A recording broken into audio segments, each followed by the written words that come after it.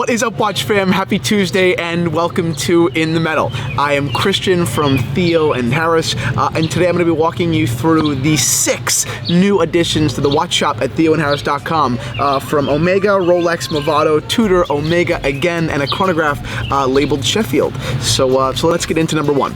It's an Omega Seamaster calendar with an automatic bumper movement. It's a caliber 355. I've paired it with a chocolate T&H bridle leather strap, and I love this watch. Right around 35 millimeters, it does, I think, sound small, but the lugs, the thickness of the watch overall makes it wear really incredibly well. The patina all around has kind of what we call a stardust effect. I mean, that's just a fancy name for something that looks kind of like spotted, kind of like a sky. It has a yellowish, a little bit of a saturated kind of coloration, but although it's inconsistent, it's still very uniform in a way. It is not a geometric figure, but the patina does seem like it's well balanced throughout the dial, which I think is super beautiful. My favorite part about these Seamasters typically is the configuration of the hands and matching indices. I love seeing how Omega would actually kind of like pair them and make them complement each other. And although you have Arabic numerals at 12, 3, and 9, still you have these daggers throughout that kind of, well, not kind of, they really do match and complement the doffing hands, which are all, of course, in yellow gold. So I'm a huge fan of this watch. It's no secret. Actually, this watch is very similar to the first Omega, actually the first watch I ever fell in love with, my grandfather's Seamaster. So this watch is something that I hold very kind of close to my heart. So let's go into number 2. Okay, so our next watch is something that you really do not see every day. It's a Rolex Reference 1600. Before I get into the details about it, I want to kind of explain what a 1600 is. Most people know the second generation Datejust as a 1601. There's 1601, 1603, and the 1600. The 1601 has a white gold fluted bezel, 1603 has a steel engine turn bezel, and the 1600 can be either in steel or in yellow gold, but it's always smooth, and that's where we are today. So this watch is not a 1601 with a smooth bezel, it actually is a different reference. One of the best parts about this bezel, beyond it being smooth and rare and kind of very desirable and collectible, is the very slight like patina that's kind of come about the yellow gold. It has a little bit of a orange, a little bit of like a purple kind of cloudy effect that really tones down the bezel. I really am a fan of that. It's something that you can't recreate. It's something that has to happen over time without polishing. That's the only way this kind of thing would happen. So I'm a huge fan of tarnish on yellow gold, and that's exactly what's happened here. Beyond that, as you can tell, the steel case is in terrific condition. The lugs are very sharp.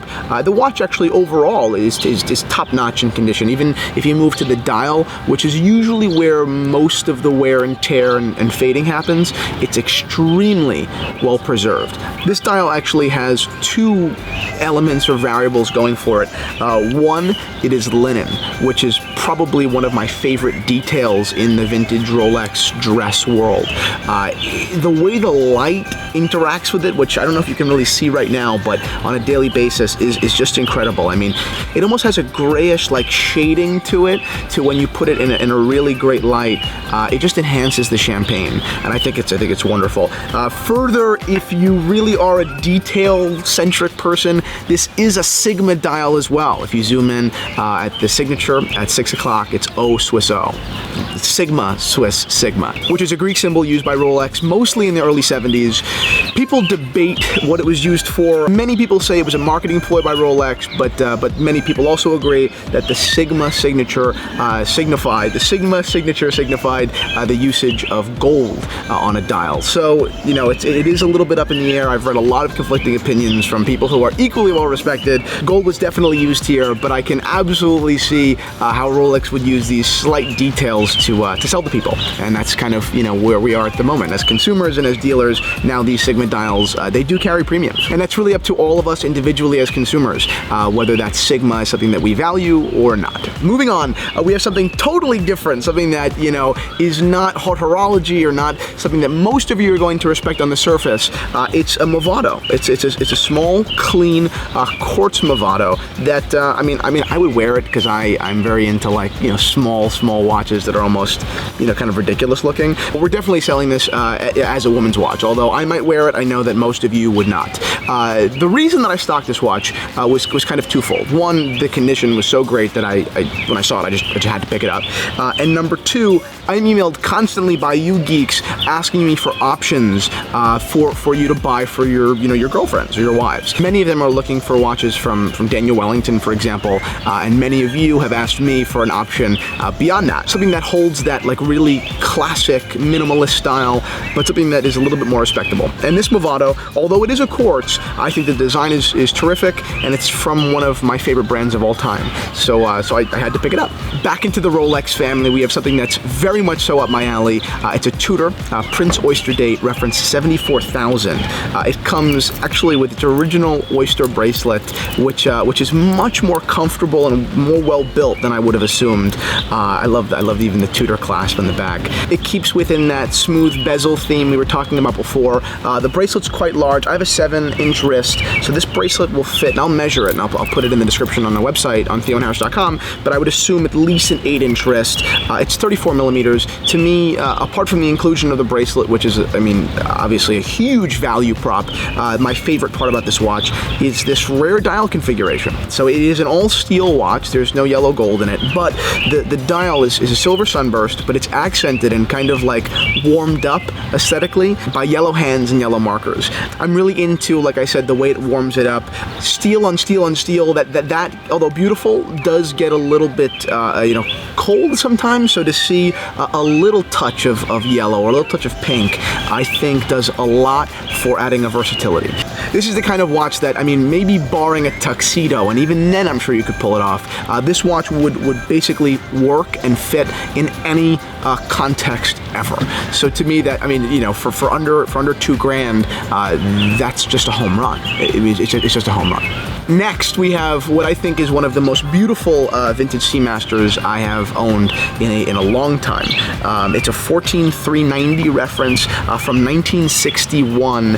It's manually wound. The dial is very crisp and clean, but it has the slightest bit of like toasted patina on the dial. You can't really tell, but if you really do look, you know, you will be able to see it. Back to that whole balance idea of the steel and yellow accent, this does that wonderfully. Obviously, whoever was designing this watch back in '61 understood that idea of balancing an aesthetic, making it more versatile, you know, giving you the opportunity to never have to say, that's just too casual for today. You know, it just plays the field very, very well.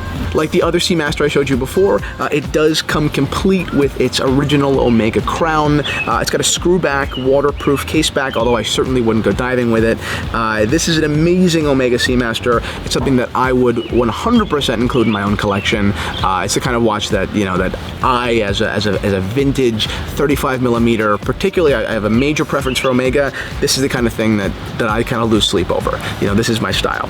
Finally, we have something that, although I don't find myself most inclined to, is objectively beautiful, I think. It's a Sheffield Panda dial chronograph. It's an untouched silver, little creamy silver dial with what I don't see often at all, gray subdials. They're accented by white subdial hands, a red second hand, and black minute and hour. So there's a lot going on here, but it's something that attracted my attention immediately, something that I do not see very often. I love the simple white on black and black on white. It's great, but to see this gray, this middle ground, especially when it's accented by such color, I was blown away. So I just had to include it. I am not usually inclined to wear chronographs. Like I said, I'm definitely more of a vintage, you know, smaller dress watch guy, but this is just something that is truly, I mean, undeniably wonderful. So that's it, guys. This is our collection. These are the 6 watches that just hit the watch shop at theoandharris.com. I hope you enjoyed them. Please comment below with which one was your favorite. And if you enjoyed this video, do not forget to click subscribe. And more importantly than anything, go check these watches, my descriptions, and the wonderful photography that Anna published right now on theoandharris.com.